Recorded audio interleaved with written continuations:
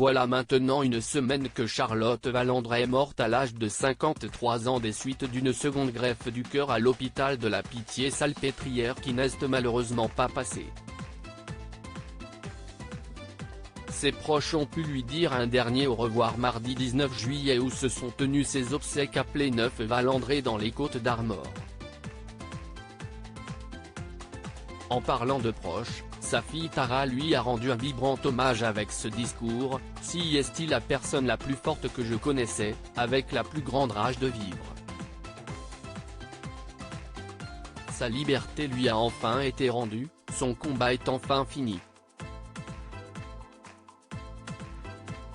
Elle ne m'a pas reconnu ». D'autres proches, en l'occurrence des amis de Charlotte Valandré, ont rendu hommage à la défunte dans le dernier numéro de Paris Match en kiosque ce jeudi 21 juillet et dans lequel elle livre quelques témoignages. Parmi ses amis, une amie de longue date de Charlotte Valandré, Nathalie, s'est souvenue d'un coup de fil de l'actrice avant son passage au bloc opératoire. Elle me demande de lui envoyer cette fameuse photo des coquelicots que j'avais réalisée et qu'elle aimait tant, pour partager avec ses abonnés. Puis tout s'est très vite enchaîné, a témoigné Nathalie dans Paris Match.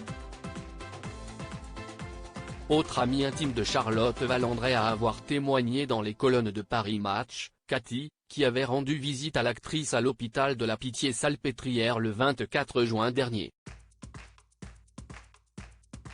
Une visite dont Cathy risque de se souvenir longtemps, à en croire ses propos qui en disent long: « Elle était intubée, elle avait les yeux éveillés et me regardait.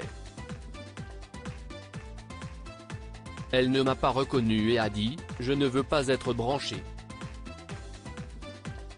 J'aimerais que mon cœur reprenne, tout simplement. »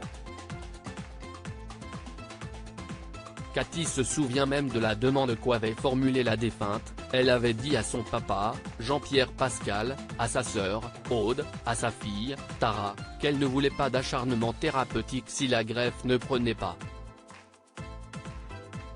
Elle pouvait rejoindre sa maman, Anne-Marie, au ciel. Ce qui était d'ailleurs l'un des vœux de Charlotte Valandré.